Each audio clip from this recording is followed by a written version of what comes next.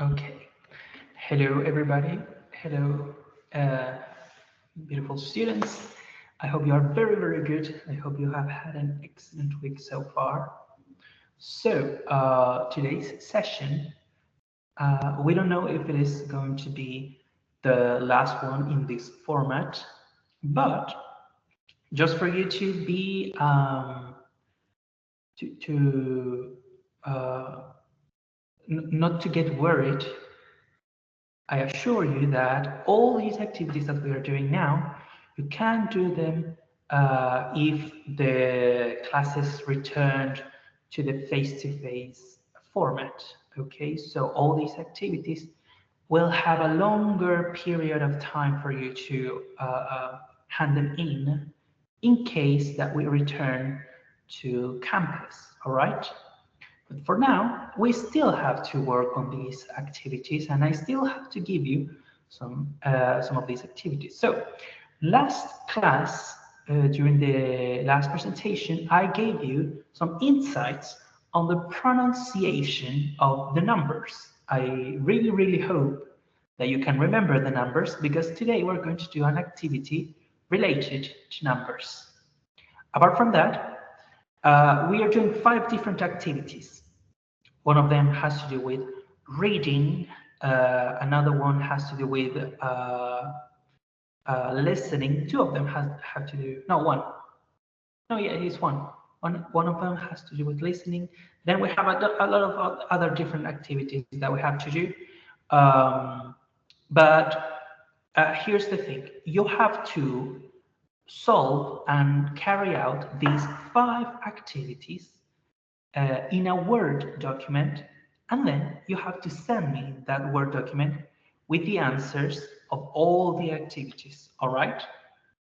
So I'm going to explain a little bit what these activities are about, and you will see that we will work with numbers, but also we will work with the concept of democracy, which is very important.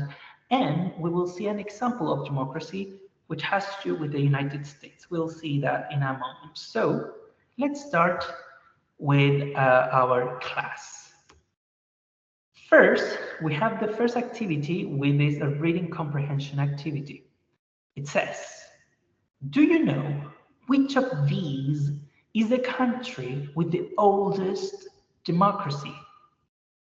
Do you know which of these is the country with the oldest democracy? And we have Belgium, Netherlands, Norway, United States, Switzerland, the United Kingdom, Australia, and New Zealand.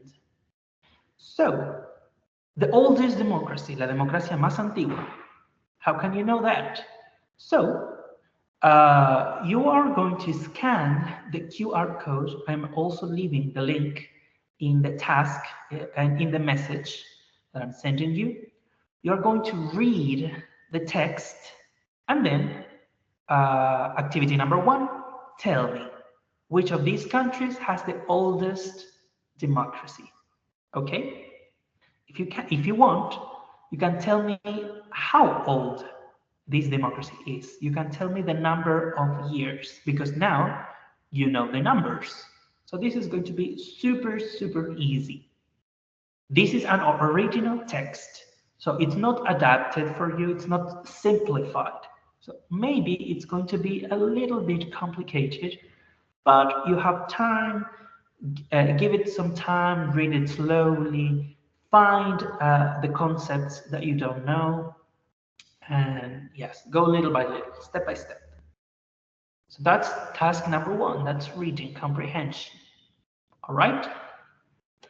Then we are doing the second part, which also has to do with democracy. The task is, what is your own definition of democracy? Write it down in a short text. This has to be with maybe 1 line or 2 lines. What is your understanding of democracy? This is important because now we are writing with the vocabulary that you know and that you master. All right. So if you don't know a lot of words, that's okay, but use the words that you know. If you want, you can correct it using ChatGPT, as we have practiced before. But I want to hear you. I want to see what you can write. So what is your definition of democracy? That's task number 2. And then we can go to task number 3, which is conceptualizing democracy. In this part of the task, you can find concepts of democracy on the internet. Actually, I recommend that you find different concepts of democracy. All right? So the activity says, take some other concepts of democracy from the internet and create a mind map or concept map explaining it. Crear un mapa mental o un mapa conceptual. You can explain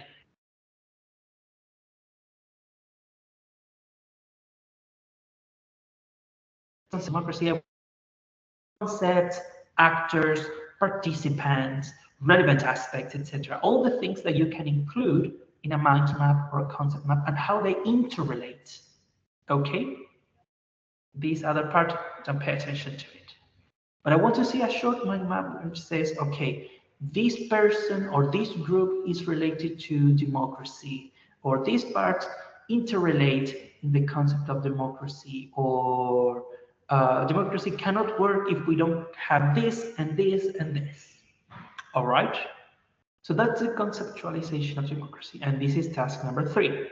So far we have the reading comprehension about the oldest democracy, we have your own definition of democracy, and we have the conceptualization of democracy. So in this part, we should know democracy a lot. So now we can move on to the listening part. Here in this QR code, and I'm leaving the link also, we have a short video about how the power is divided in the United States government. All right, so I'm going to first ask you to check the video. You can, if you want, include the subtitles, but I recommend you not to. I recommend that you only listen. It's just a recommendation. If you want to add the subtitles, you can, but try to do it without the subtitles so you can actually practice the listening. If you want, you can slow it down. Maybe that's a better idea, to make it not so fast, so a little bit slower.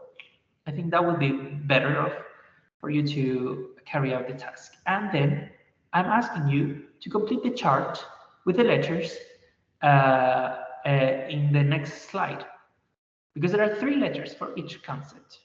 So we have the legislative, the executive, and the judiciary. And then we have A, composed by all the courts in the country. B, composed by all the courts in the country. C, composed of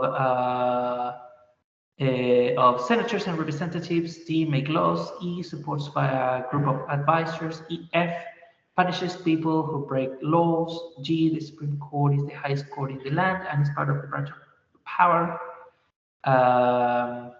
H, responsible of enforcing the laws passed in Congress. And I, composed of the president, etc. So in this part, you assigned a letter to each of these. I just realized that A and B are the same, so you can just write down one. Little mistake, I'm sorry. Okay. That is task number 4. And then we can move on to task number 5, which is using the same video. But now I'm asking you to pay attention to the numbers. What do they refer to? So we have 1783, 100, 435, 4 millions, 9. I'm going to ask you to write down the numbers in words and then tell me, what do they refer to? They refer to a certain year of something, they refer to a number of something, to the amount of people doing something, to a certain amount of money. I don't know. You have to tell. And that is task number 5. It's not difficult, but it's going to give you a lot of insight on all these things that we need to practice for, on the one hand, numbers, and on the other hand, the concept of democracy, which is part of a fundamental part of the unit. All right.